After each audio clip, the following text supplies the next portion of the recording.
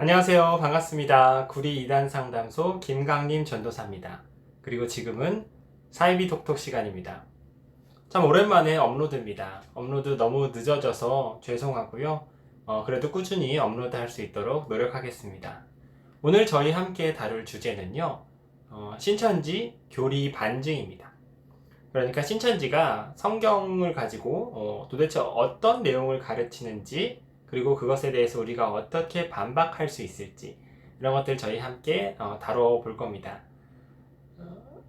아무래도 그런데 이제 교리적인 내용을 이제 다루다 보니까 평소보다는 조금 난이도가 있을 수 있어요. 좀 어려울 수 있어요. 물론 여러분들이 전혀 모르는 상태에서 들으셔도 이해하실 수 있을 만큼 제가 최대한 쉽게 설명을 해드릴 겁니다. 그래도 막 교리? 어려운 걸 하고 막 이렇게 뒤로 가기 스킵하실까봐 걱정돼서 미리 말씀을 드립니다. 꼭 한 번쯤은 들어볼 만한 이야기일 겁니다. 왜냐면요, 오늘은 제가 이 신천지 교리 중에서도 핵심이 되는 비유풀이라는 교리에 대해서 이야기할 예정이에요. 이 비유풀이는 역대 교주마다, 교주형 이단마다 다 사용하는 교리입니다. 아주 중독성 있고 해악성도 심한 아주 위험한 교리예요. 또 매우 쉽고 재미있게 개발이 되어 있기 때문에 이거를 비유풀이를 배우는 사람들이 이거 이단 아니야? 이거 사이비 아니야? 이렇게 느끼시기가 어려운 정말 위험한 교리예요. 그래서 꼭 한 번쯤 짚어드려야겠다라고 늘 생각을 하고 있었습니다. 그래서 이번 기회에 짧게 이 비유풀이 해보하는 시간을 가질 텐데요. 신천지 비유론과 이제 또 신천지 비유풀이의 사례, 실제 사례들을 배워볼 건데, 이제 그거를 이제 다 다룰 수는 없을 것 같아요. 시간상. 몇 가지의 비유만 다루면서 신천지 비유의 오류들을 짚어드리는 시간을 가질 겁니다. 여러분 이것만 배우셔도 신천지인들과 말싸움에서 이길 수 있고요. 센터 공부한 지 얼마 안 된 사람들도 꺼낼 수 있습니다. 그래서 교리를 통한 반증이 중요한 거죠. 신천지 같은 경우도 전도의 어떤 전략의 특징들이 계속 변합니다. 월화목금 가르친다 그랬는데 이제는 뭐 월화수목금 하기도 하고 화목금 하기도 하고, 즉 특징으로 파악하기가 조금씩 어려워지고 있어요. 하지만 내용은 변하지 않겠죠? 가르치는 내용. 그러니까 내용을 알려드려서 예방을 하면 그것만큼 효과가 좋은 것이 없다는 거죠. 그렇죠? 그래서 오늘 꼭 집중해서 들어주셨으면 좋겠습니다. 그럼 신천지 비유풀이 반증 지금 바로 시작합니다. 자, 첫 번째, 신천지의 비유론을 배워볼 겁니다. 이거는 신천지가 이 비유라는 성경의 비유라는 것을 어떻게 생각하는지 한번 다뤄볼 거예요. 시작하기 전에 말씀드릴 건 제가 이제 이 반증을 하는 시간이란 말이에요. 그래서 성경책을 가지고 여러 가지 이야기들을 할 거예요. 왜냐하면 신천지도 성경책을 가지고 장난을 치니까 저도 성경책을 가지고 반증을 할 수밖에 없겠죠. 그렇다 보니까 뭐 이제 성경에 친숙하지 않은 분들 혹은 비기독교인 분들은 이 영상을 보시고 좀 이렇게 이해가 더 어려우시다거나 거부감이 느껴지실 수 있어요. 하지만 너무 당황하지 마시고, 사이비 종교와 반박하는 어떤 논박을 할 때 이런 식으로 하는구나, 이렇게 감을 잡으시면 될 것 같아요. 제가 크로마키 기술을 할 줄 모르고 크로마키 천도 없고 조형도 없어서 오늘은 그냥 이렇게 일시적으로 PPT 사진을 띄워서 진행을 하겠습니다. 자, 신천지의 비유론. 먼저 첫 번째, 성경에는 짝이 있다. 이게 신천지의 첫 번째 주장입니다. 짝교리라고 말해요. 짝교리. 성경에 어떻게 짝이 있죠? 남녀가 있나요? 이런 뜻이 아니라 성경 보면 여러분 구절이 있어요. 구절. 몇 장 몇 절 이런 거 아세요? 몇 장 몇 절? 이런 식으로.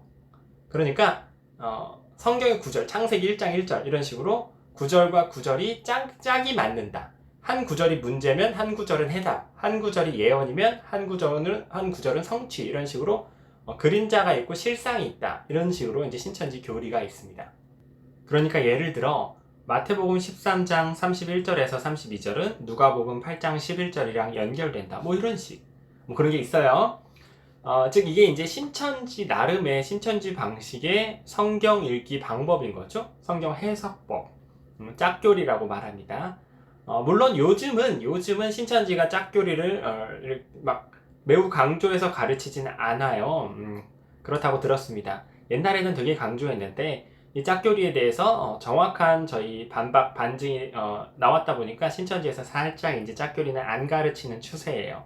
하지만 신천지 교리의 뼈대가 되는 비유풀이에 그 중에서도 뼈대가 되는 게 짝교리다. 꼭 한번 제가 짚고 넘어갈 필요가 있었습니다.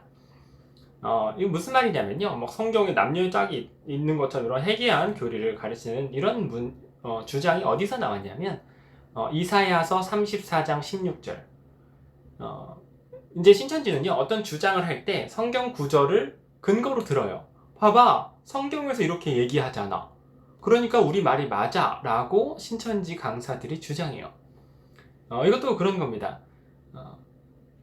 물론 이제 그 성경 구절을 사용하는 방식이 옳은가, 이거를 잘 이제 살펴봐야 되는데, 그 신천지 센터에서 공부하는 사람들은 그걸 이제 전문적으로 살펴볼 어떤 훈련이 되어 있지 않기 때문에 신천지 강사들이 성경 구절을 근거로 들어서 어떤 주장을 딱 해버리면 거기서 배우는 사람들은 이거 정말 맞는 말이구나, 성경적이다, 참 기독교적이다, 이렇게 생각을 하는 경우가 많다는 거죠.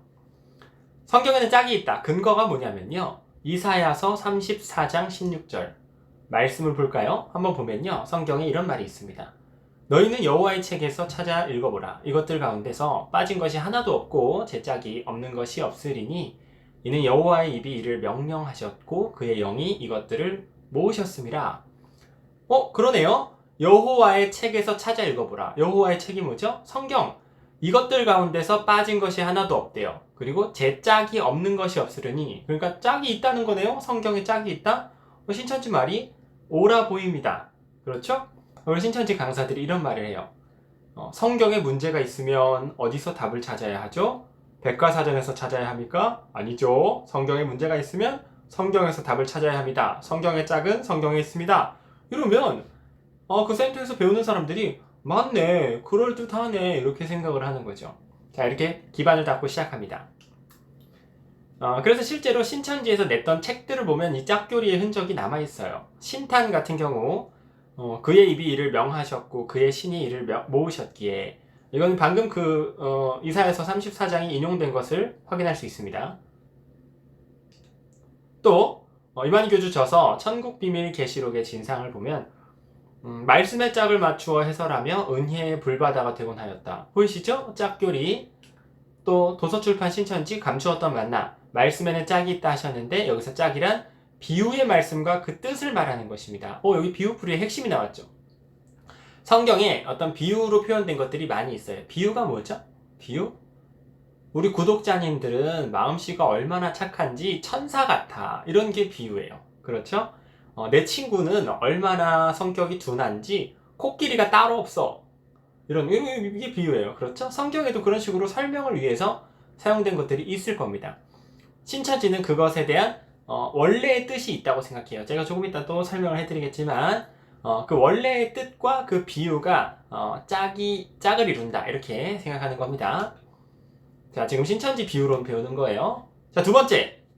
첫 번째는 성경에 짝이 있다. 두 번째는 성경의 비밀은 숨겨져 있다. 이거 아주 중요한 신천지 핵심 문장입니다. 성경은 그러니까 일종의 암호책, 고도의 암호체계로 어떤 비밀을 숨겨서 보관하고 있는 책이다 라는 거예요.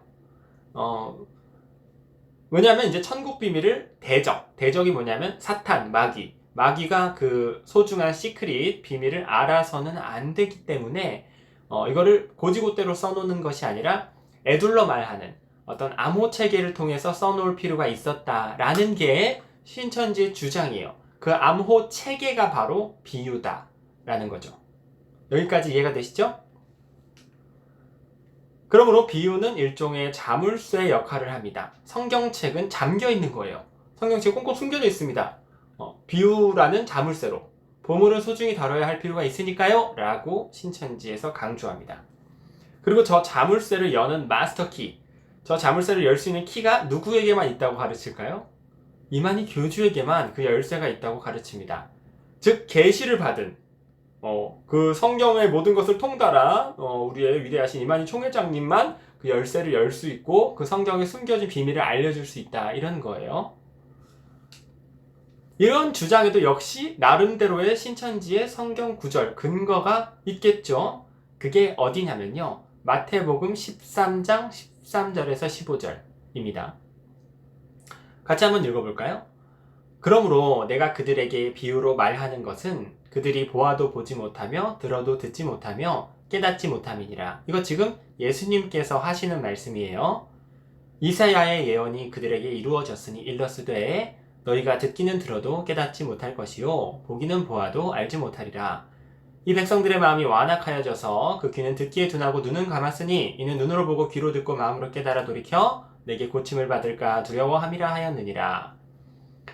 이 구절을 읽어봤을 때 정말 뉘앙스가 내가 그들에게 비유로 말하는 것은 그들이 보아도 보지 못하며 들어도 듣지 못하며 깨닫지 못함이니라 이렇게 말씀하시니까 그 뉘앙스가 마치 비유라는 그 암호를 이용해서 사람들이 보아도 제대로 못 보도록 들어도 제대로 듣지 못하도록 결국 깨닫지 못하도록 보호하고 있다. 비유라는 암호 체계를 이용해서 이걸 좀 숨기고 있다. 이런 식의 뉘앙스로 실제로 느껴진단 말이에요. 그러니까 사람들이 이런 신천지 주장을 딱 듣고 이 성경 구절을 딱 읽으면 아 진짜 그렇구나. 일리 있네. 이렇게 생각하는 거죠. 결국 우리는 성경을 고지고대로 보면 안 되는 겁니다. 신천지 주장에 따르면요. 왜냐하면 비밀이 숨겨져 있으니까요. 비밀을 제대로 알아야겠죠? 그 비유를 제대로 배워서 성경에 숨겨진 참 의미를 알아야 된다. 이게 신천지 비유풀이 그리고 센터 들어갔을 때 처음 배우는 내용의 핵심인 거죠. 결국 비유를 모르면 성경 읽기는 수박 겉핥기가 되는 겁니다. 여러분 그 첫 단추를 잘못 꿰다 이런 말 들어보셨죠? 첫 단추를 잘못 깨면 그 다음에는 제대로 깰 수 있을까요? 계속 잘못 끼게 되는 거죠. 지금 신천지가 비유론을 어떤 잘못된 방식으로 시작했어요. 성경 읽기 방식을. 그런데 이게 첫 단추를 잘못 깼으니까 그 이후로는 점점 극단적이고 이상한 소리가 나오는 방향으로 잘못 깨는 방향으로 갈 겁니다. 문제는 이 센터에서 공부하는 사람들이 딱 첫 단추를 잘못 꼈을 때 강사님 뭔가 오류가 있습니다 하고 딱 그 오류를 인지하고 문제를 파악했어야 되는데 그러지 못했던 겁니다. 왜냐하면 성경 구절에 근거가 있다 보니까 그런가 보다 하고 그걸 받아들였던 거죠. 그러면은 그 이후에 계속되는 오류에 있어서 저항할 수 없게 됩니다. 사람이. 자, 이러한 신천지의 주장에 대해서 반박을 해보겠습니다. 먼저 짝교리에 대해서 먼저 반박을 해봐야 합니다. 짝교리. 아까 이사야 34장 16절 그거 읽고 신천지에서 짝교리를 주장했던 거죠. 하지만 거기서 34장 16절에 나오는 짝이란 말은요.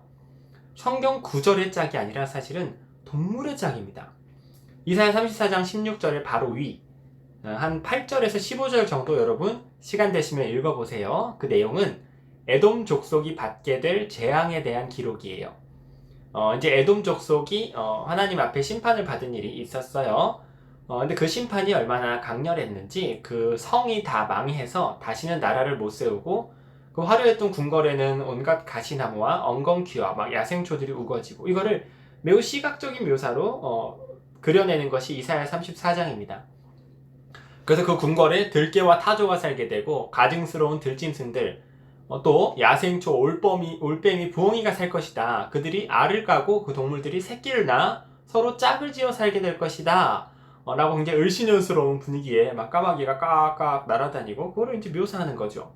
그 다음에 16절에 이르러서 너희는 여호와의 책에서 이것을 찾아서 읽어보라. 이것들 가운데 빠진 것이 없으리니 제 짝이 없는 것이 없으리니 이러면 여기서 말하는 제 짝 할 때 그 짝이 올빼미, 부엉이, 짐승의 짝일까요? 아니면 뜬금없는 성경 구절의 짝일까요? 당연히 짐승의 짝이죠. 이런 것을 두고 문맥을 고려한 해석이라고 말해요. 문맥 흐름. 이 성경 구절은요, 최초에 성경이 쓰여질 때부터 구절이 있었던 건 아니에요. 이거는 사람이 읽기 편하게 하려고 후대에 구절을 그렇게 새겨놓은 겁니다. 15절, 16절, 17절 이렇게 잘라놓은 거예요. 임의로. 그러니까 그 구절이 절대적이라고 생각하시면 안 됩니다. 이야기의 흐름, 내용의 흐름 안에서 우리는 성경을 파악해야 해요. 이거 정말 중요합니다. 그런데 신천지는 자기 임의로, 그러니까 신천지가 주장하는 바에 대해서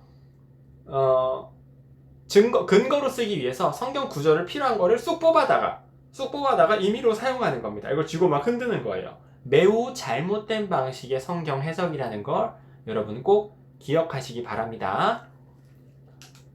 자, 두 번째, 아주 중요합니다. 아까 신천지가 예수님께서 비밀을 숨기기 위해서 비유로 감추셨다 그랬죠? 왜냐하면 대적에게 들키면 안 되니까. 그래서 눈으로 보아도 보지 못하게, 귀로도 듣지 못하게 이랬죠? 그런데 사실은 예수님께서는 비밀을 숨기고 싶지 않으셨어요. 이 비밀이 뭘까요? 예수님께서 말씀하시는 비밀, 바로 하나님 나라의 비밀입니다. 여러분께 친숙한 단어로 표현해 드리자면 천국 비밀, 천국. 기독교 세계관에서는 천국과 지옥이 있죠. 예수님께서 이 땅에 2000년 전에 오셨을 때 천국에 대해서 사람들에게 전파하셨어요. 그러니까 매우 직접적인 형식의 전도를 하신 겁니다. 사람들에게. 마태복음 4장 17절, 예수께서 전파하여 이르시되 회개하라, 천국이 가까이 왔느니라. 마태복음 9장 35절, 천국 복음을 전파하시며 마태복음 10장 7절, 전파하며 말하되 천국이 가까이 왔다.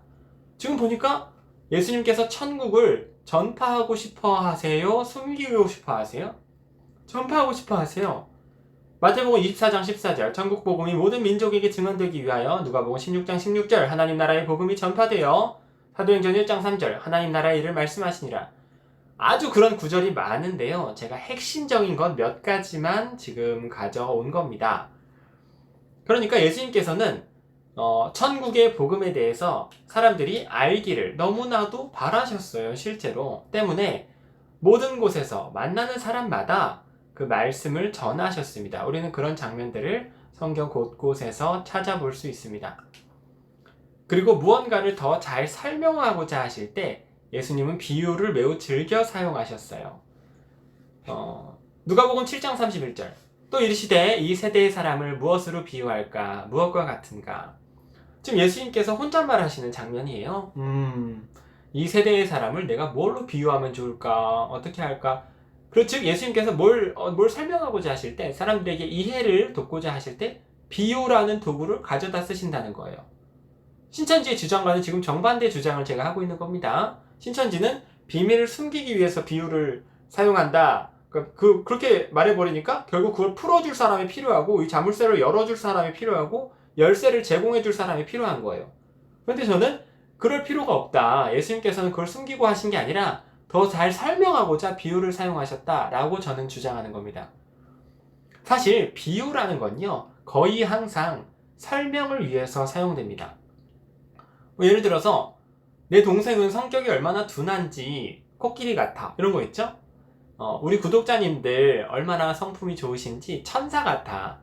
이거는 제 동생에 대해서 잘 모르시는 분들께, 우리 구독자분들에 대해서 잘 모르시는 분들께 설명해 드리려고 친숙한 단어를 이용해서 빗대서 설명하는 거예요.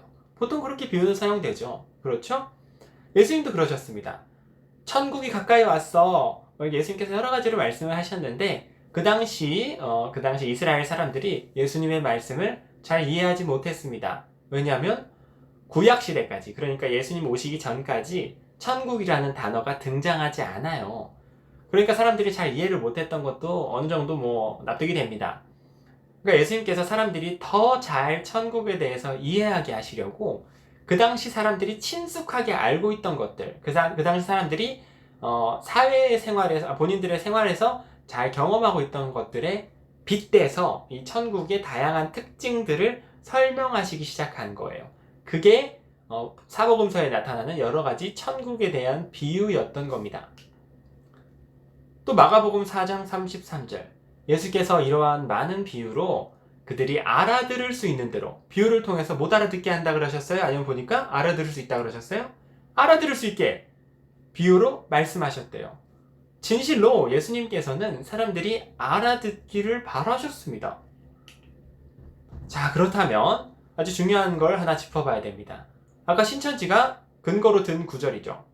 그렇다면 왜 예수님께서는 마태복음 13장 13절에서 내가 그들에게 비유로 말하는 것은 그들이 보아도 보지 못하며 들어도 듣지 못하며 깨닫지 못함이니라 라고 마치 비유가 사람들의 이해를 막기 위해서 사용되었다는 듯한 말씀을 하신 걸까요?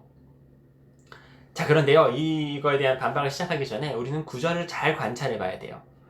이 구절을 보면요, 예수님께서 내가 비유로 말하는 이유는 이렇게 말씀을 시작하시죠. 그러면서 이 비유의 대상자들이 이 비유로 인해서 못 깨닫기를 바라기 때문이다, 그렇게 말하시기보다는 약간 이런 뉘앙스입니다. 내가 이렇게 비유로 말하는 건 그들이 이미 못 깨닫는 상태에 있기 때문이다 라고 말하시는 것처럼 저는 느껴집니다. 자, 결론적으로 말씀드리냐면요, 예수님께서는 마음이 완악하여진 자들 라고 성경에 표현된 사람들이 있어요. 이 사람들은 기필코 그 복음, 예수님께서 지금 전파하고 계시는 천국에 대한 내용을 거부할 것을 예수님은 아셨습니다. 무슨 말로 해도, 비유로 말하면 뭐로 하든 절대 거부하고 예수님 말씀 안 들을 거야 라고 반응할 걸 예수님은 아셨어요. 왜냐하면 그들의 귀를 하나님께서 직접 막아버리셨기 때문입니다. 이게 무슨 뜻일까요? 예수님께서 마태복음 13장에 말씀하시는 이 구절은 사실은 이사야 6장 9절에서 10절을 인용하신 겁니다. 구약 성경이죠. 그 당시 이스라엘 백성들에게 이 이사야서는 매우 익숙한 성경이었을 겁니다. 이사야는 유명한 선지자였으니까요. 그 구절을 한번 볼까요? 이사야서 6장 9절. 여호와께서 이르시되, 즉 하나님께서 말씀하시되, 가서 이 백성에게 이르기를 너희가 듣기는 들어도 깨닫지 못할 것이요 보기는 보아도 알지 못하리라 그러세요. 10절. 이 백성의 마음을 둔하게 하며 그들의 귀가 막히고 그들의 눈이 감기게 하라. 염려하건대 눈으로 보고 귀로 듣고 마음으로 깨닫고 다시 돌아와 고침을 받을까 하노라. 이러셨습니다. 즉 하나님께서 이 백성들이 회개하고 돌아오기를 원하지 않으셔서 이 백성들의 귀를 막아버리시고 직접 하나님께서 그 눈을 감겨버리신 겁니다. 왜 이렇게 하셨을까요? 이거는 공의로운 하나님의 속성을 보여줍니다. 자, 오늘의 내용 중에서 가장 어려운 부분을 제가 다루고 있어요. 여러분 너무 당황하지 마세요. 갑자기 그동안 쉬운 내용으로만 말씀하시던 김강림 전도사님이 매우 어려운 내용 갑자기 막 말하니까 섭섭해요. 그러지 마시고 이 부분만 넘으면 나머지 내용은 쉽고 재밌습니다.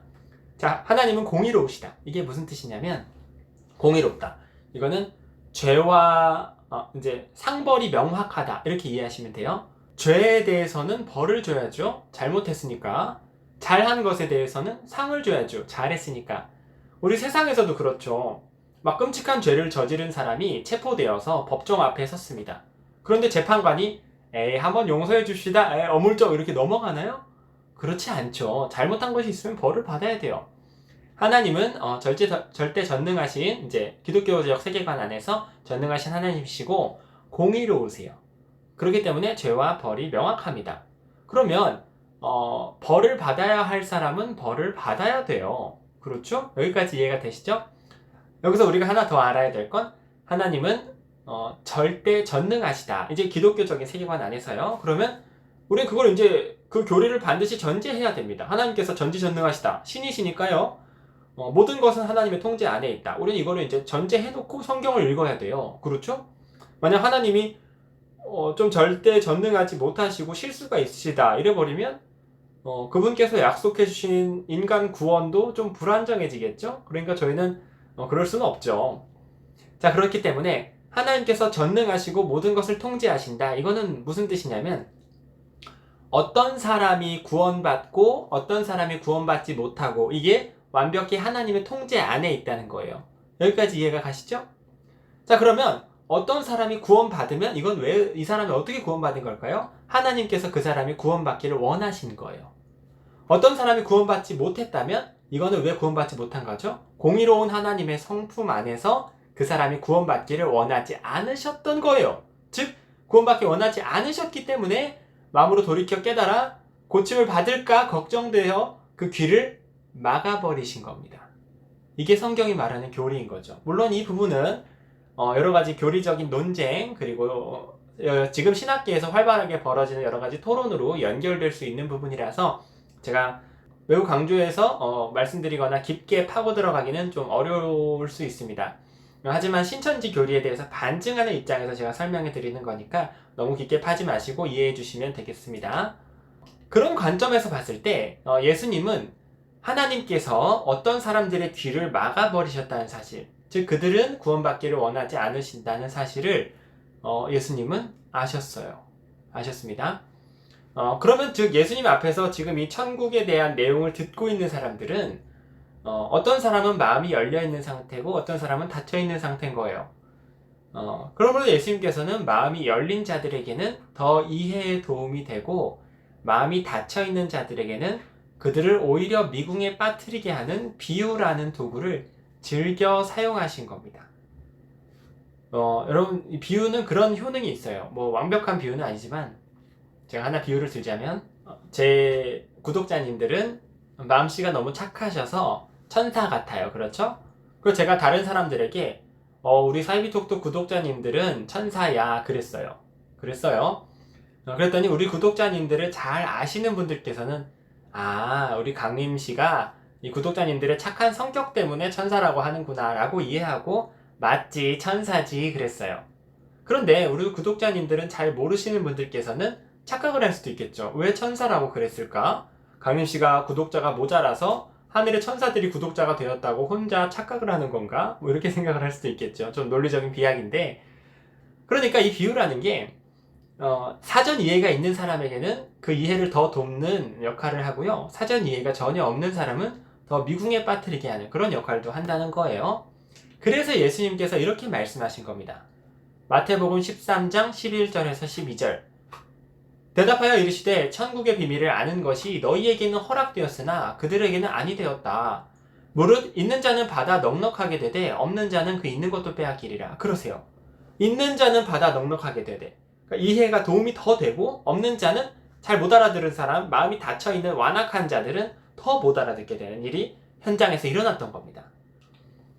여기서 우리가 알아야 할 중요한 사실은요, 신천지는 분명히 비유는 오로지 비밀을 감추는 수단일 뿐이다. 자물쇠일 뿐이다. 비밀을 꽁꽁 감췄기 때문에 이 비밀을 풀어야 된다라고 주장했단 말이에요. 그런데 알고 보니까 이 비유 덕분에 오히려 더 넉넉하게 되고 더 잘 이해하게 된 사람들이 있었던 겁니다. 이런 사람들에게는 비유가 자물쇠보다는 어떤 횃불, 조명의 역할을 비유가 감당했던 거죠. 그렇기 때문에 무조건적으로 성경이 감춰져 있다라고만 주장하는 신천지의 주장이 잘못된 거예요. 무조건적으로 감춰진 게 아니라 성경은 감춰진 적이 없었던 거죠. 그렇죠? 신천지 주장이 잘못된 겁니다. 무엇보다도 비유를 듣고도, 그러니까 예수님께서 비유를 통해서 천국은 무엇과 같아 이렇게 많이 설명하시는 장면이 성경에 나오거든요. 그런 말씀을 듣고도 깨닫지 못한 사람들조차 지금 이 예수님의 비유 때문에 못 깨달은 게 아니에요. 원인을 따져보자면 애초에 하나님께서 그들의 마음을 닫으셨기 때문에, 그렇죠. 하나님께서 그들이 그걸 이해하기를 원하지 않으신 거예요. 모든 것이 하나님의 통제 안에 있기 때문에 원하지 않으셨기 때문에 못 깨달은 거예요. 예수님의 비유 때문이 아니라. 예수님의 비유가 거기에 어떤 추가적인 기능을 했을지는 몰라도 비유가 원천적인 원인이 되지는 않았던 겁니다. 예수님께서는 기본적으로 오히려 비밀을 잘 설명하시기 위해서 비유를 사용하셨다고 저는 생각해요. 그래서 마태복음 13장 34절 35절 이런 말씀이 있습니다. 예수께서 이 모든 것을 무리에게 비유로 말씀하시고 비유가 아니면 아무것도 말씀하지 아니하셨으니 이는 선지자를 통하여 말씀하신 바 내가 입을 열어 비유로 말하고 창세부터 감추인 것들을 어떻게 하리라? 드러내리라 함을 이루려 하심이라. 이렇게 성경에 기록되어 있습니다. 비유로 말하고 창세부터 감추인 것들을 꽁꽁 싸매리라. 꽁꽁 숨겨서 아무도 못 보게 하리라. 2000년 후에 이만희 교주가 와서 계시받았다고 주장하면서 그 비유의 비밀을 풀어낼 때까지 아무도 모르게 하리라? 그게 아니라 드러내리라. 비유를 통해서 비밀을 드러내리라 라고 성경에 기록되어 있네요. 그렇죠? 즉 예수님께서 비유로 말씀하셨기 때문에 사람들이 듣기는 들어도 깨닫지 못한 것, 이게 아니라 이미 하나님께서 그들의 마음을 막으셨기 때문에 못 깨달았던 거예요. 예수님께서 그걸 아시고 마음이 열린 자들은 복음을 받아들이게 하고 마음이 닫힌 자들은 비밀을 더욱 오리무중에 빠지게 하시려고 비유라는 신의 한 수를 사용하신 겁니다. 그럼에도 불구하고 최종적인 예수님의 의도는 더 천국에 대해서 친숙하게 설명하고자 하셨던 것이다 라는 거죠. 그러므로 비유가 오로지 비밀을 감추기 위한 수단이다 라고 보는 것은 절대적으로 옳지 않습니다. 마음이 완악하여진 자들이 귀를 막은 것은 비유가 아니라 하나님의 예정하신 뜻이었고요. 비유는 오히려 다른 이들에게는 설명을 돕는 역할을 충분히 감당했습니다. 따라서 예수님께서 이사야서 6장 9절에서 10절의 말씀을 인용하신 이유는 이 사람들이 못 깨닫게 하려고 내가 비유로 말하는 것이야 라는 의미가 아니라 이들이 못 깨닫는 현상이 이렇게 나타나는 이유는 이미 이사야서에 예언되어졌단다. 하나님께서 그렇게 하신 거야 라는 것을 강조해 주시려고 그런 말씀을 하셨던 거죠. 그리고 설령 100번 양보해서 성경이 비유로 잠겨 있다 치더라도 그 자물쇠를 풀면 이미 알고 있던 복음이 나와야죠. 왜냐하면 바다 넉넉하게 된다 그랬잖아요. 바다 넉넉하게 된다는 건 이미 있던 것에 더해진다는 거예요. 그렇죠? 예수님께서 말씀하신 천국에 대한 내용이 더해져야 된다는 거예요. 비유를 풀어도 예수님이 나와야 된다고요. 비유를 풀면. 그런데 비유를 풀었는데 이만희가 나왔다. 그러면 잘못 푼 겁니다. 그렇죠? 이전 것들을 버리고 새로운 걸 얻어야 되잖아요. 이거는 넉넉하게 되는 개념이 아닌 거죠. 그렇죠? 잘못 푼 겁니다. 자, 지금까지 이렇게 신천지의 비유론을 다뤄보았습니다. 신천지가 비유를 어떤 식으로 해석하는가, 성경을 어떤 눈으로 보는가를 다뤄보았습니다. 좀 어려우셨죠? 최대한 쉽게 설명을 해드린 건데 어떻게 느끼셨을지 모르겠습니다. 너무 어려우셨다면 너무 어려워요 라고 댓글을 남겨주시면 다음에 제가 반증할 때는 더욱 쉽게 하겠습니다. 지금부터는 좀 쉬울 거예요. 그렇다면 신천지가 이런 관점으로 성경에 대해서 방금 어떤 눈으로 보는지 제가 설명해 드렸죠. 이런 관점으로 성경을 볼 때 어떤 현상이 나타나는가, 이걸 제가 실제적인 사례를 통해서 말씀드릴 겁니다.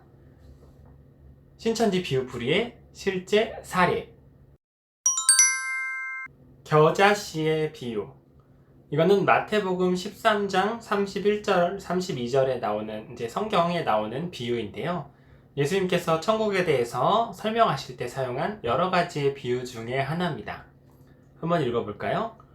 또 비유를 들어 이르시되 천국은 마치 사람이 자기 밭에 갖다 심은 겨자씨 한 알 같으니 이는 모든 씨보다 작은 것이로되 자란 후에는 풀보다 커서 나무가 되매 공중의 새들이 와서 그 가지에 깃들이느니라, 이런 말씀이 있어요.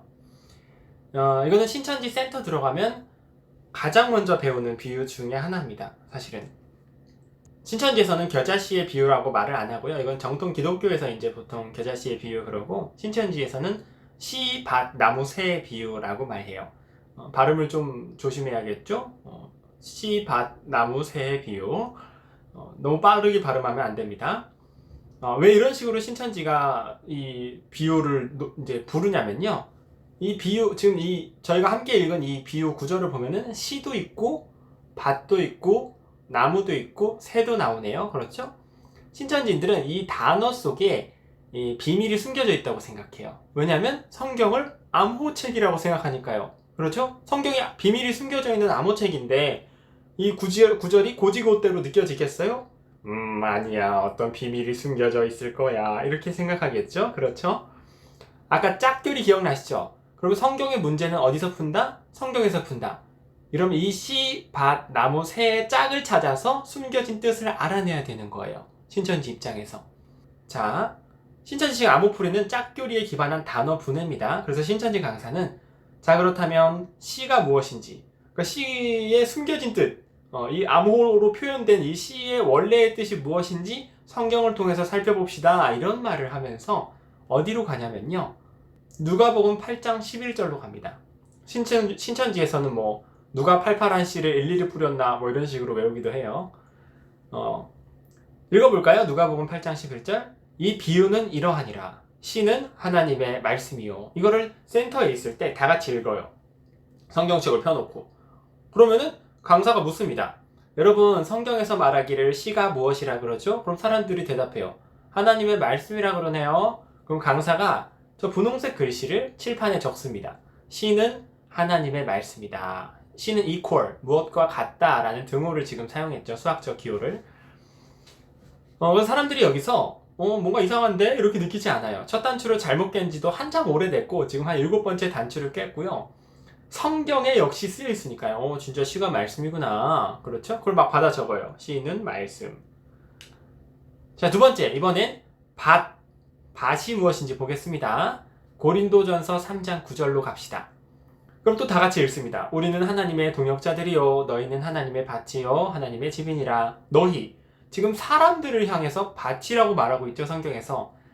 그러면 이 밭은 사람의 마음이나 또는 사람들의 모임, 교회를 의미하는 거구나. 그러니까 성경에서 밭이라는 단어가 나오면 사람의 마음 또는 교회를 의미한다고 우리 볼 수 있겠죠? 라고 강사가 말하면서 저 칠판에 저렇게 적습니다. 밭은 사람의 마음 또는 교회.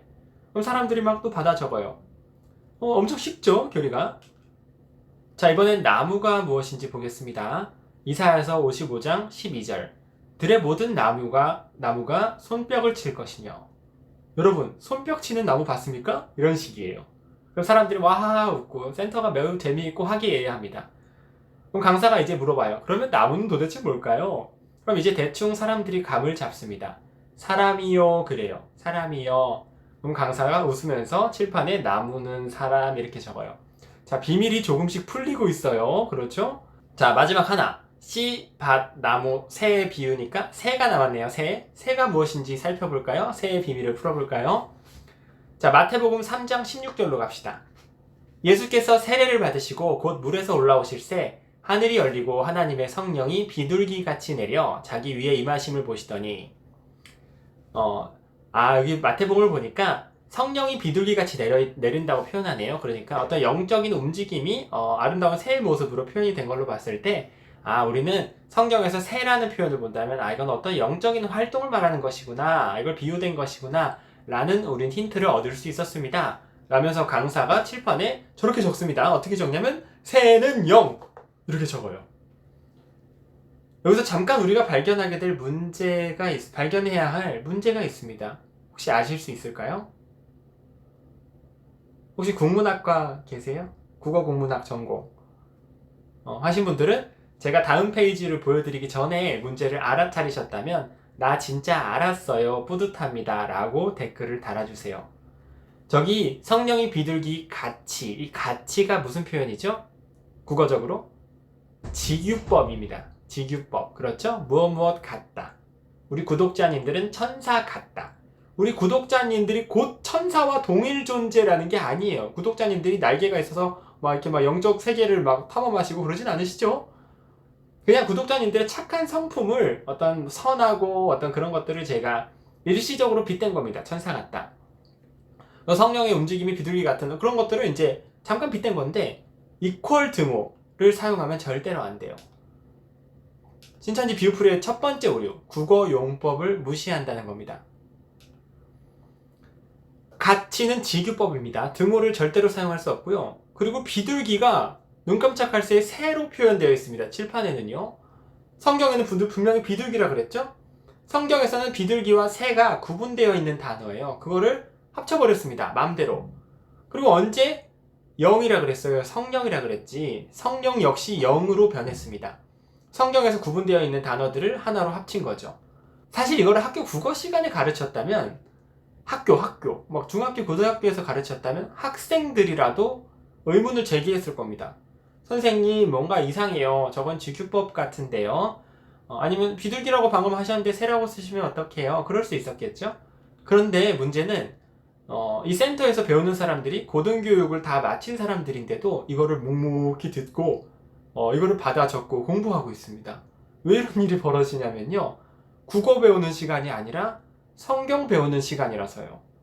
성경에 대해서는 내가 자신감이 없어 이런 생각이 들죠. 사람들이 성경을 전문적으로 배워본 적이 있어야죠. 성경 그냥 궁금하니까 신앙생활 잘 해보고 싶고 어떤 신앙심을 가져보고 싶으니까 그 센터에서 공부를 시작한 거란 말이에요.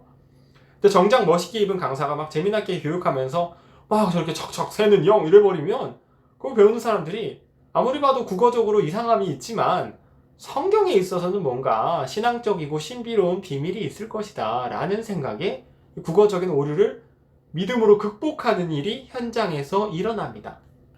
그러니까 이런 걸 봤을 때 신천지가 사람들로 하여금 새라는 단어를 영으로 해석하게끔 좀 억지를 쓰고 있다는 느낌을 지울 수 없습니다. 그렇죠. 이런 국어적인 오류를 끌어안고 가면서까지 새를 영으로 만들려고 한다고요. 신천지가 이렇게 새를 영으로 해석하게끔 어거지를 쓰는 이유, 그거는 바로 신천지식 요한계시록 해석법 때문입니다. 여러분, 신천지는요, 비유풀이를 이렇게 한두 개를 하는 게 아니에요. 새는 영, 씨는 말씀, 나무는 사람, 뭐 밭은 사람의 마음, 이렇게 네 가지만 배우는 게 아니라 불, 물, 무슨 산, 가마, 지팡이, 그러니까 성경에 등장하는 많은 단어들을 하나하나 구절과 병행해서 비유풀이를 시도해요. 결국 몇 개월간 그 센터에서 막 재미있게 다니면서 비유풀이를 수백 개의 구절을 외우면서 배워버리면 어떤 일종의 암호 체계를 신천지인들이 배우게 됩니다. 그럼 그 암호 체계를 성경에 대입하는 훈련도 하게 되거든요. 그리고 그런 훈련법을 적용해서 최종적으로 해석을 시도하는 것이 뭐냐면 요한계시록. 성경의 그 66권의 성경 중에 제일 마지막에 위치한 게 요한계시록이죠, 여러분. 이 요한계시록은 그림 언어로 기록된 부분이 굉장히 많고 굉장히 환상적인 신비로운 내용이 많아요. 요한계시록이 바다에서 7머리 10뿔 가진 짐승이 올라오매 이런 굉장히 신비로운 내용들이 많아서 사람들이 굉장히 신기함을 느끼고 해석의 난해함을 느껴왔던 것이 요한계시록이에요. 그래서 많은 이단들이 요한계시록을 가지고 장난을 치는 겁니다. 우리가 요한계시록의 비밀을 풀었다 이런 식이죠. 신천지도 그래요. 요한계시록의 비밀을 풀었다 라고 주장해요. 신천지인들이 제가 만약에 지금 신천지 요한계시록을 여러분들께 들려드리면 여러분들은 뭐야 허무맹랑하다 이렇게 느끼실 거예요. 그런데 이 신천지에서 비유풀이를 몇 개월 동안 막 시험 볼 정도로 열심히 공부한 사람들이 그 새는 영, 나무는 사람 이런 식의 대입법을 그 머릿속에 가진 채로 요한계시록에 딱 가보면 그 단어들이 놀랍게도 요한계시록에 다 등장해요. 이게 의도됐다는 사실을 알지 못합니다. 그리고 그 단어들을 다 대입해보면 놀랄만한 스토리가 갑자기 쫙 펼쳐지는 거예요. 그러면서 그 끝에 어떤 선지자 이만희 교주가 딱 서 있습니다. 그러면 사람들이 이 신천지 센터에서 몇 개월 동안 공부했던 사람들이 최종적으로 이루 말할 수 없는 전율, 쾌감, 그리고 성경에 대해서 깨달아지는 마음, 그리고 신앙심의 어떤 고취감을 딱 느끼면서 와, 이거 정말 이런 비밀이 숨겨져 있었다니 하면서 전율하면서 신천지에 빠지는 일이 발생합니다. 진짜로요. 이거는 요한계시록의 스토리를 신천지가 미리 짜놓고 그거에 맞춰서 단어를 해석하게 한 비유풀이를 먼저 가르치는 거예요. 그러니까 의도된 겁니다. 요한계시록 18장 2절에 가면 큰 성 바벨론에 가증한 새들이 모인다 이런 구절이 있어요. 신천지 비유풀이상 바벨론은 한국교회입니다. 바벨론이 무너졌다. 이건 한국교회가 무너졌다는 거고요. 바벨론에 가증한 새들이 모였다. 이거는 가증한 영들이 모였다. 이렇게 해석이 되는 거죠. 이런 식으로 신천지가 원하는 스토리가 나오게끔 하려고 비유풀이를 가르쳐 놨던 거예요. 이거를 비유풀이를 배우는 당시에는 사람들이 이상함을 느끼지 못합니다. 누가 봐도 새를 영어로 해석하게 하려고 억지를 부름에도 불구하고 문제는요, 이렇게 되면 성경을 보는 눈이 완전히 고장이 납니다. 그 사람이 전문적인 치료를 받기 전까지 성경을 제대로 볼 수 없는 사람이 되어버려요. 너무 안타깝게도. 한번 신천지에서 교육받은 사람이 성경을 보다가 새라는 단어가 나왔어요. 새. 그러면은 신천지인이 생각하기에 이 새가 새로 보일까요? 영으로 보일까요? 영으로 보여요. 나무라는 단어가 등장했어요. 그럼 그게 나무라고 생각될까요? 사실은 사람이야 이렇게 생각할까요? 사람이라고 생각해요. 암호책이니까. 자기는 이 암호의 비밀을 안다고 생각해요. 신천지인들은. 그래서 에덴 동산을 보면은 선악과 맺는 나무가 있어요. 선악나무. 이거는 신천지인들은 선악의 말을 하던 사람, 선악의 목자라고 생각해요. 그리고 요한계시록에 가면 생명나무가 있는데 이거는 생명의 말을 하는 목자, 즉 이만희 교주라고 생각하고 완전히 기독교인들과 성경을 보는 방식이 완전히 달라지는 겁니다. 비유풀이에서 그렇게 되는 거예요. 여러분 그 군대에 가면요 무전기를 쓸 때 그런 경우가 있어요. 자동차가 붕 지나가면 무전기로 군인이 이 보고를 할 때 달구지 한 대 지나가 그래요. 이거는 이제 자동차를 달구지라고 한 거죠. 또 민간인이 3명 지나가면 개미 3마리 지나감 그래요. 이거는 민간인을 개미라고 표현한 겁니다. 이건 혹시 도청당했을 경우에 정보 유출을 막으려고 군대 나름의 암호 체계를 가진 거예요. 이건 뭐 군대마다 단어가 다르기도 하고 계속 바뀌고 이렇게 하지 않는 부대들도 있긴 해요. 어쨌거나 그 나름의 암호 체계가 군대에는 있어요. 달구지는 자동차, 개미는 민간인. 이걸 빼곡히 적은 이런 식의 단어 교환을 적은 표가 있습니다. 군대에. 신천지는 성경을 그런 식으로 해석해요. 성경이 암호책이라고 생각하기 때문에 시인은 말씀, 나무는 사람 이런 식으로 단어를 교환해야 된다고 생각한다고요. 그래서 이런 그림을 그립니다. 신천지가 이런 그림을 그려요. 이렇게 밭이 있고 시가 있고 나무가 있고 새가 있어요. 아까 말씀 기억나시죠? 겨자씨의 비유. 천국 마치 사람이 자기 밭에 갖다 심은 겨자씨 하나를 같으니 이 씨는 모든 것보다 작은 것이로되 자란 후에는 풀보다 커서 나무가 되며 공중에 새들이 와서 그 가지에 깃들이니라. 씨도 있고 나무도 있고 뭐 새도 있고 다 있네요. 어디 가서 누가 이런 그림 그리면 매우 높은 확률로 신천지입니다. 그리고 우리는 이 신천지 교육을 받고 이제 이 비밀을 다 깨달았습니다. 성경의 비밀이 풀렸어요. 자물쇠가 하나 열렸습니다. 씨가 뭐였죠? 말씀. 밭은요? 사람의 마음. 나무는요? 사람. 신천지식으로 정확히 말하면 말씀으로 거듭난 속사람이라 그래요. 새는요? 영이었죠. 오, 여러분 잘하십니다. 기억력이 좋으세요. 자, 그러면 성경의 모든 비밀이 풀렸습니다. 예수님께서 천국에 대해서 비유하신 이 내용에 숨겨진 비밀을 알아보니까 이런 뜻이네요.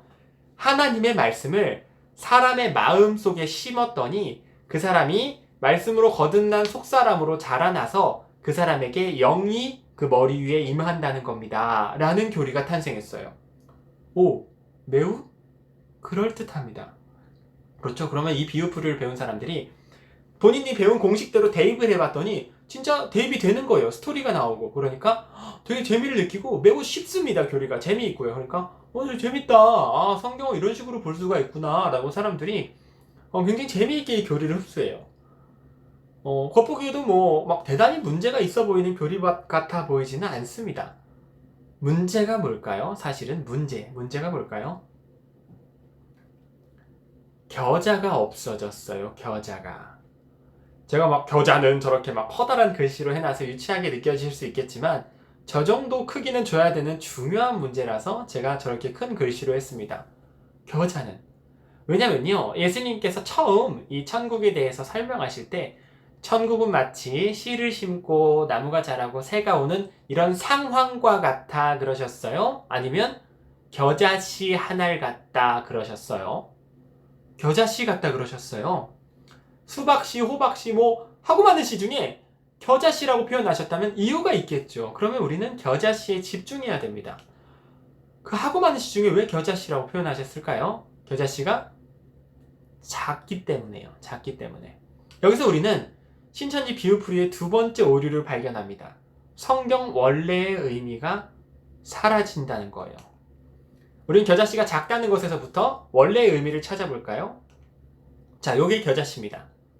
지금은 과학이 발달해서 이거보다 훨씬 작은 씨도 많이 발견이 됐지만 그 당시 사람들 보기에는 겨자씨가 참 작았어요. 그걸 심으면 이렇게 자랍니다. 이거 겨자풀이라 그래요. 사람 키보다는 높게 자라요. 하지만 새가 앉을 정도는 좀 어려워 보이기도 합니다. 워낙에 줄기가 얇아서. 그런데 척박한 땅에서는 덩쿨과 같이 자라는 경우가 있거든요. 그러면 이렇게까지 자라기도 해요. 오, 저 정도면 새가 앉을 정도가 되겠죠. 그렇게 조그만 걸 심었는데 이 정도로 자라니까 그 당시 고대근동 사람들이 느끼기에 이거 참 신기하다 라는 인식이 있었겠죠. 그것이 공유되었을 겁니다. 그런 생각이. 그걸 아시고 예수님께서 천국이 이렇게 작은 데서 시작했는데 새가 깃들 정도로 큰 나무가 됐어. 즉 작은 데서 시작하여서 풍성해진다 라는 특성을 설명하고자 이 겨자씨 비유를 사용하신 거였어요. 사실은. 이거는 그 시작이 미약하였으나 그 끝은 창대해진다. 이런 식의 성경관에서도 일맥상통하는 해석인 거죠. 천국이 작은 데서 시작하여서 풍성해진다. 더 넓어지고 확장된다. 이런 의미입니다. 이런 예수님의 의도를요. 신천지식으로 멋대로 해석하면 예수님께서 의도하셨던 원래의 의미가 사라져버리고 마는 거예요. 겨자씨의 작았던 것, 그리고 풍성해지는 것, 이런 것들이 사라지는 겁니다. 신천지는 그게 겨자씨든 뭐 호박씨든 중요하지 않았겠죠. 씨가 중요했겠죠. 그렇죠? 이런 식으로 신천지가 교육하는 이유가 뭘까요? 일단 이렇게 교육을 하면요. 하나님의 말씀을 사람의 마음에 심는다 이랬으니까 말씀을 마음에 심으려면 말씀 공부 열심히 해야겠죠? 그렇죠? 그러니까 신천지 센터에 막 들어간 사람들이 성경 공부를 열심히 하기 시작합니다. 그리고 마침내 신천지 최종 교리가 신인합일 육체영생이라는 교리가 있어요. 이건 맨 마지막 교리입니다. 신인합일, 하늘의 순교한 영, 신천지가 기다리고 있는 영들과 신천지인들의 육체가 하나가 되어서 신인합일, 하나가 되어서 영생체, 죽지 않는 영생체로 변화한다라는 신천지 최종 교리가 있어요. 이거는 사람에게 영이 임한다. 즉 나무 위에 새가 앉는다. 이 교리와 일맥상통하는 겁니다. 그러니까 신천지 입장에서는 이 교리를 포기할 수 없는 겁니다. 하지만 이런 식으로 해석하면 예수님의 의도가 사라져버리는 게 문제인 거죠. 성경을 보면요. 겨자씨라는 표현이 군데군데에서 등장합니다. 누가복음 17장 6절에도 나오고요. 마태복음 17장 20절에도 나와요. 주께서 이르시되 너희에게 겨자씨 하늘만한 믿음이 있었더라면 이 뽕나무더러 뿌리가 뽑혀 바다에 심기어라 하였을 것이요 그것이 너희에게 순종하였으리라. 마태복음 17장 20절 이르시되 너희 믿음이 작은 까닭이니라 진실로 너희에게 이르노니 만일 너희에게 믿음이 겨자씨 하나만큼만 있어도 이 산을 명하여. 이건 예수님께서 제자들에게 믿음 좀 가져라 이렇게 말씀하시는 부분인데 여기 보면 겨자씨만큼만 있었더라면 이러시죠. 즉 우리가 이걸 통해서 알 수 있는 건 겨자씨라는 표현이 그 당시에 아주 작은 것, 적은 것을 의미하는 관용적인 표현이었던 겁니다. 관용적인. 그러니까 지금 저희 21세기로 표현하면, 대한민국으로 표현하면 이런 표현인 거죠. 내 월급은 쥐꼬리만 해. 그런 거죠. 내 월급 너무 적어서 쥐꼬리만 해. 그 당시에는 어떻게 표현했을까요? 예수님 당시에는 내 월급은 겨자씨만 해. 그랬겠죠. 그렇죠. 이건 매우 사람들이 이해하기 쉬운 표현이었던 거예요. 그 당시에 그래서 예수님께서 천국은 마치 겨자씨 같다 이렇게 말씀을 딱 시작하셨을 때 사람들이 바로 이해했을 겁니다. 아주 작은 데서 천국이 시작하는구나 이렇게 이해했을 거라고요. 신천지만 엉터리로 해석하고 있는 거예요. 겨자를 삭제해버리고 씨만 남겨버리면 원래의 의미가 완전 사라집니다. 또 신천지가 아까 씨를 말씀이라고 해석한 이유가 뭐였죠? 나름대로의 근거가 있었죠. 신천지가 누가 팔팔한 씨를 일일이 뿌렸나? 누가복음 8장 11절이 있었죠? 이 비유는 이러하니라 씨는 하나님의 말씀이요. 그 구절 기억나세요? 이 구절의 사용 방식도 잘못됐어요. 잘못됐습니다. 이 누가복음 8장 11절의 이 말씀은요. 겨자씨 비유에 대한 해석이 아니에요. 씨 뿌리는 비유에 대한 해석입니다. 오잉? 누가복음 8장에 가보면요. 예수님께서 다양한 비유 중에 어떤 비유를 드시냐면 4가지 밭의 비유, 씨 뿌리는 비유를 사용하세요.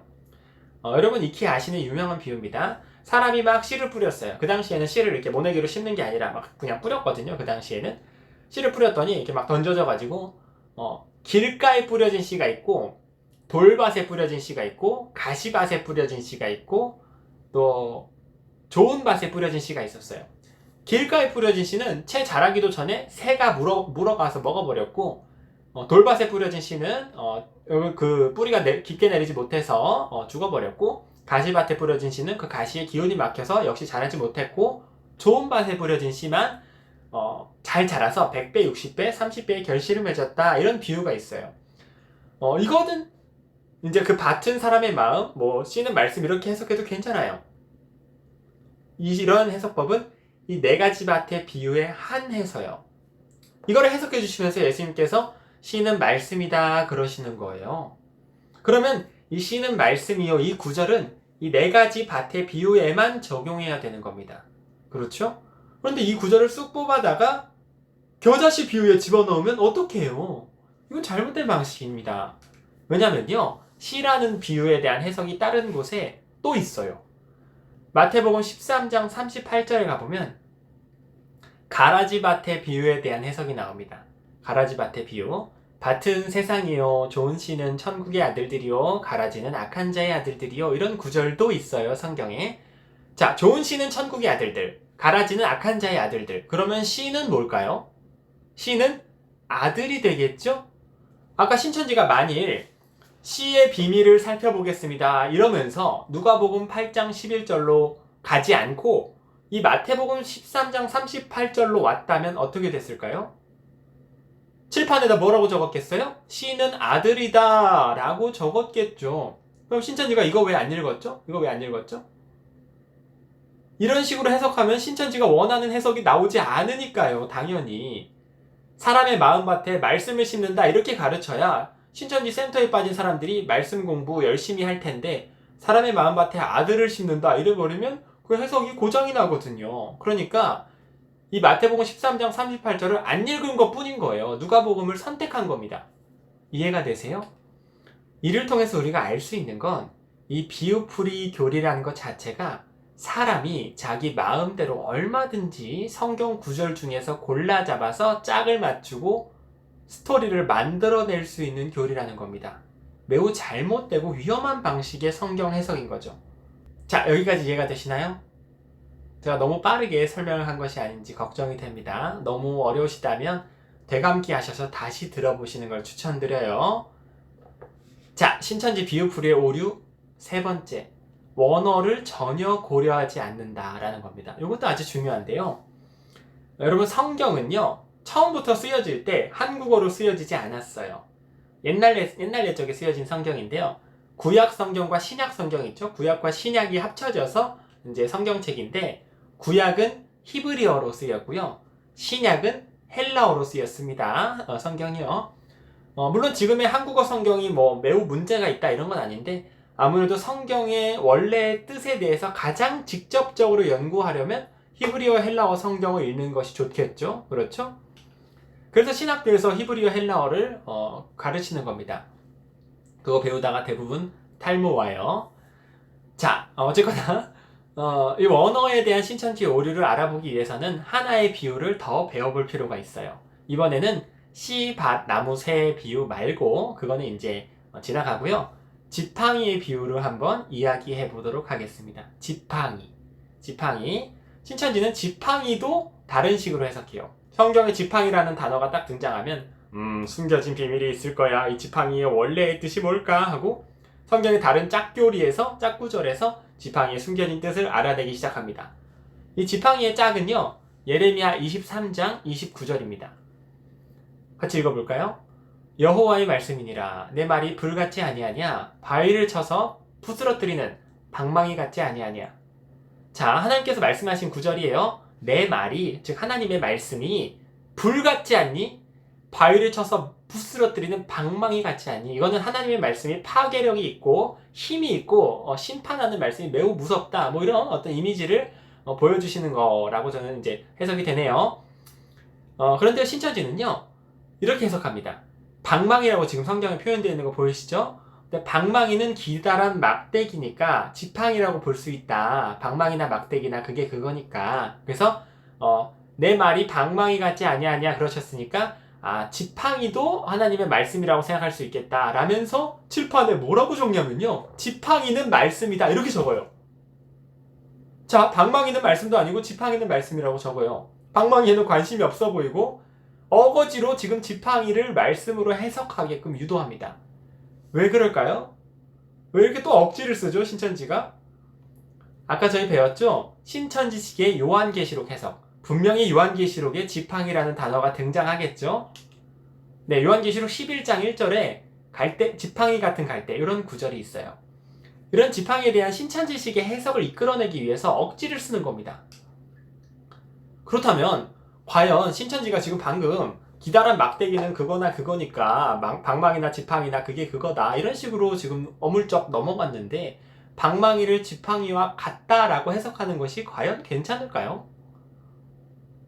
신천지 입장에서는요, 그저 기다란 막대기는 다 똑같아 보이는 모양이지만 이 예레미야 23장 29절, 방금 그 우리가 읽은 그 구절에서 사용되는 방망이라는 단어, 그거는 히브리어로 마케베트라고 부르는데요. 이거는 원어상 커다란 몽둥이나 망치를 뜻하는 용어입니다. 히브리어 사전 마케베트를 살펴보면요, 꿰뚫는다, 찌른다는 동사 나카브에서 온 말로서 못이나 말뚝을 쳐서 박는 도구로서의 망치를 가리킨다 라고 되어 있네요. 이사야 44장 12절에서도 마케베트가 쓰였습니다. 철공은 철로 연장을 만들고 숯불로 일하며 망치를 가지고 에서 사용된 그 망치 단어로 용구로서의 방망이 혹은 장막에 말뚝을 쳐서 박는 때에 쓰는 나무 방망이도 의미했습니다. 그러니까 아무리 봐도 지팡이와는 거리가 멀어 보입니다. 이걸 이 마키베트가 성경의 다른 부분에서 또 어떻게 쓰였는지 한번 볼까요? 사사기에 보면요. 그 이스라엘 군대하고 싸우던 가나안 왕 야빈의 군대가 있었는데요. 그 군대 장관, 그러니까 군대 장군이 시스라라는 사람이 있었습니다. 그러니까 이스라엘 입장에서는 시스라가 악당이에요. 이 시스라가 이스라엘 군대하고 싸우다가 창창창 싸우다가 패배합니다.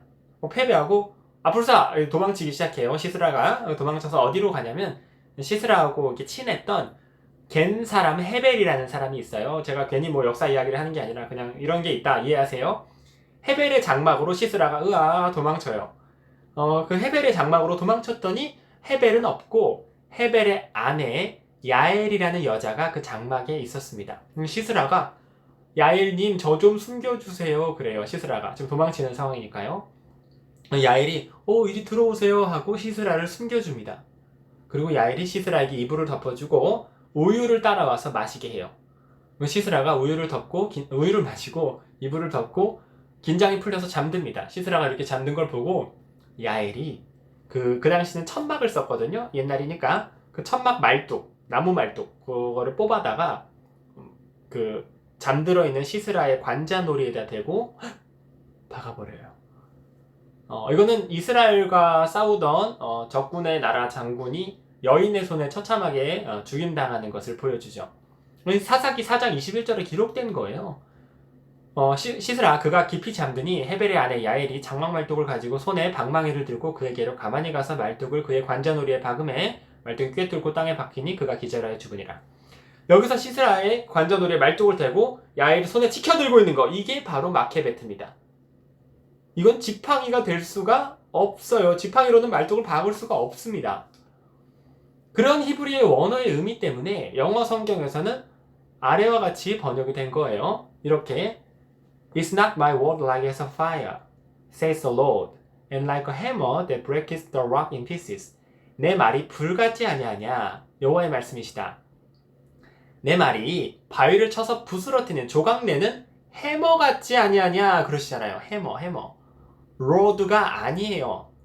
성경에서 방망이라고 말하지 않고 지팡이라고 말하는 용어는 따로 있습니다. 그러니까 신천지가 그토록 원하는 기다란 막대기 얇은 지팡이라는 용어는 따로 있어요. 이거는 히브리어로 마테라고 부릅니다. 마테. 이거는 대체로 왕의 지팡이 혹은 권위와 능력을 상징했습니다. 그건 얇고 가느다란 막대였죠. 그러니까 갈대 같은 지팡이 그런 거 이제 매우 얇은 지팡이였던 거죠. 시편 23편에 나와요. 내가 사망의 음침한 골짜기로 다닐지라도 해를 두려워하지 않을 것은 주께서 나와 함께 하심이라. 주의 지팡이와 막대기가 나를 안위하시나이다. 거기서 그 지팡이는 마테예요. 마케베트랑은 다릅니다. 저 왼쪽에 있는 것이 마테고 이쪽에 있는 것이 마케베트예요. 저 마케베트는 지팡이가 될 수가 없습니다. 야엘과 시스라의 장면이 대단히 충격적이고 좀 무서운 장면이라서 유명한 명화로도 많이 그려졌어요. 그 명화들입니다. 보면은 야엘이 딱 이렇게 치켜들고 있는 것이 전혀 지팡이 같아 보이지는 않죠. 이런 것이 바로 신천지의 원어를 놓친 오류라고 말할 수 있겠습니다. 원어에 대해서 관심이 없어요, 신천지인들은. 자, 신천지 비유풀이의 오류를 지금 살펴보고 있는 겁니다. 자, 신천지 비유풀이의 네 번째 오류. 비유를 무조건적인 공식 대입으로만 풀면 반드시 오류가 일어납니다. 반드시. 공식 대입은 문제점이 많아요. 공식 대입, 그러니까 뭐 시는 말씀, 나무는 사람 이런 식으로 달구지는 자동차 이런 식으로 함부로 공식을 대입해서 풀면 안 되는 게 비유거든요. 그건 너무너무 당연한 거예요. 시편 84편 11절 여호와 하나님은 해요 방패시라 이런 구절이 있어요. 이건 이제 그냥 제가 만들어 본 겁니다. 신천지식으로라면 이제 하나님은 해요 방패시라 그랬으니까 이 구절을 읽으면 칠판에 뭐라고 적겠어요? 신천지가 하나님은 해, 하나님은 방패 그렇게 적겠죠? 하나님은 이퀄 해, 하나님 방패. 그리고 요한계시록으로 헐레벌떡 가봅시다. 요한계시록 16장 8절 넷째 천사가 그 대접을 해에 쏟는다 라는 말이 있어요. 해에 쏟는다? 해가 뭐였죠 아까? 하나님. 그러니까 넷째 천사가 대접을 하나님에게 쏟는다는 의미가 되는 거예요. 하극상이군요. 말도 안 되는 말인 거죠. 성경이 잘못 해석되는 겁니다. 예레미야 46장 3절에 가볼까요? 너희는 작은 방패와 큰 방패를 예비하고 나가서 싸우라. 아까 방패 하나님이었죠? 작은 하나님과 큰 하나님을 예비하나요? 말도 안 되는 구절이죠. 즉 이런 식의 공식 대입은요, 조금만 해보면 매우 큰 잘못이 있다는 걸 우리 모두 알 수 있습니다. 이만희 교주는 성경에 숨겨진 이 비밀 자물쇠를 풀 수 있는 마스터키가 이만희 교주 본인에게만 있다고 주장해요. 이 비유를 나만 풀 수 있다. 이 비유에 풀 수 있는 이런 암호 체계를 가르침 받아야만 구원받을 수 있다. 그 사람들이 선택받은 14만 4천 신천지인들이다. 이렇게 가르치는데 마스터키가 아닌 거예요. 열쇠를 꽂아보니까 안 돌아가는 게 부지 기수인 겁니다. 그렇죠? 잘못된 성경 해석. 자, 신천지 비유풀이의 오류 5번째입니다. 어떤 구절을 비유로 해석할 것인가? 이것도 명확하지 않아요. 신천지는요, 솔직히 말씀드려서 본인들이 마음에 드는 구절을 비유로 해석해요. 비유로. 창세기에 보면은 선악나무와 생명나무가 있어요. 선악 열매 맺는 나무와 생명 열매 맺는 나무가 있는데 그 나무를 사람이라고 생각합니다. 그래서 선악의 말을 하는 사람과 생명의 말을 하는 사람으로 생각한다고요. 그런데 그 창세기 어디에도 이게 뭐 비유다, 뭐 예언이다, 숨겨진 비밀이다 이런 말이 창세기에 없거든요.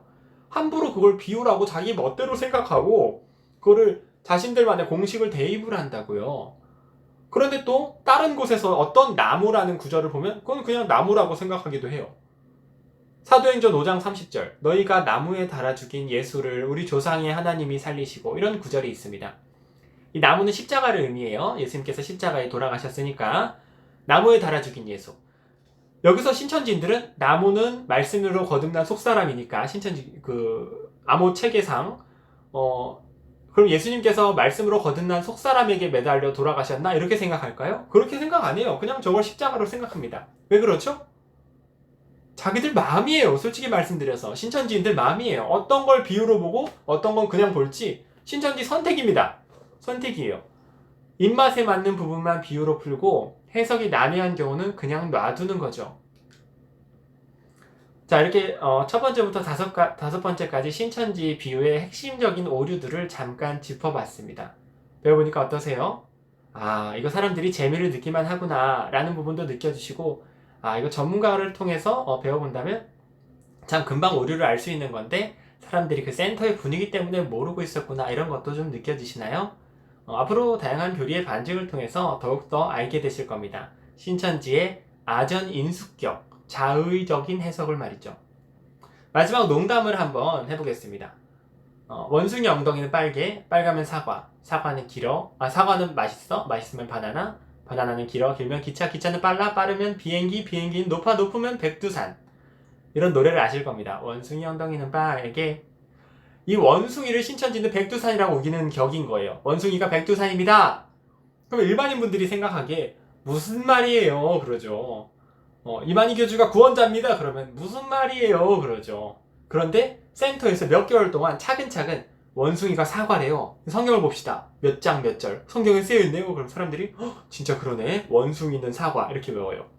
또 몇 장 몇 절. 사과는 바나나입니다. 그럼 또 몇 장 몇 절. 성경에 진짜 그렇게 쓰여있네. 하고 사람들이 하나하나 그걸 납득하고 배우다가 마침내 원숭이가 백두산이라고 믿게 되는 거예요. 그런 일들이 일어납니다. 일종의 징검다리 효과죠.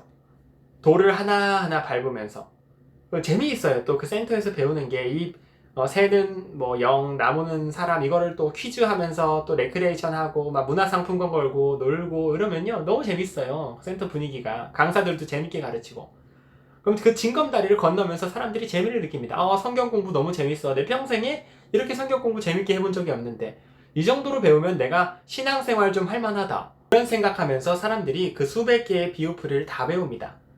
그렇게 가다가 이렇게 원숭이, 사과, 바나나, 기차 이렇게 가다가 맨 마지막에 가서 딱 보니까 웬 할아버지가 서 있는 거예요. 이 사람이 구원자래요. 이만희. 그러면 뭐야? 이 사람이 여기 서 있는 거 보니까 내가 지금껏 배웠던 게 이거 다 사기였구만 이렇게 생각하고 빨리 빠져나오셔야 되는데 문제는 이 비유풀이는 내 생각에 맞는데 이런 생각을 하시는 거예요. 이게 너무 재미있게 배웠고 사람들이 너무 나한테 잘해준 데다가 내 눈으로 성경 구절을 보고 이게 확인을 했단 말이에요. 시는 말씀이요라고 성경에 분명히 쓰여 있었단 말이에요. 아무리 생각해도 그러니까 이거는 맞는데 아무리 생각해도 자기는 이 오류를 발견하지 못하고 납득하면서 이 징검다리를 여태까지 건너왔단 말이에요. 그리고 갑자기 어떤 할아버지가 끝에 서 있으니까 좀 이상한 거예요. 이상하다. 아 그러면은 좀 징검다리를 더 건너보자. 이게 빨리 빠져나와야 되는 타이밍을 놓치고 거기서 더 비유풀이 심화 과정 요한계시록까지 가는 겁니다. 그럼 이 할아버지를 점점 많이 경험하게 되면서 더 받아들이게 되고 신천지에 빠지게 되는 거예요. 이런 것이 비유풀이의 위험성이라고 말할 수 있겠습니다. 이런 비유풀이의 어떤 해악성을 깨달은 사람들이 교주 밑에서 공부하다가 나가서 교주가 되는 거예요. 비유풀이를 이용하면 얼마든지 자기만의 스토리를 만들어낼 수 있기 때문이죠. 아주 위험한 교리입니다. 여러분 오늘 배우신 내용들 잘 기억하셔서 앞으로 등장하는 수많은 교주형 이단들 다 비유풀이 쓸 거예요. 그 비유풀이를 당당히 파회할 수 있는 이 시대에 실력 있는 사람으로 자라나가시기를 바랍니다. 오늘 제가 참 부족해서 여러 가지로 제대로 설명해 드리지 못한 부분이 많고 또 제대로 짚어드리지 못한 부분 많을 텐데 또 다음에 좋은 기회가 되면 더 자세한 설명 그리고 또 재미있는 신천지 교리 반증으로 찾아오겠습니다.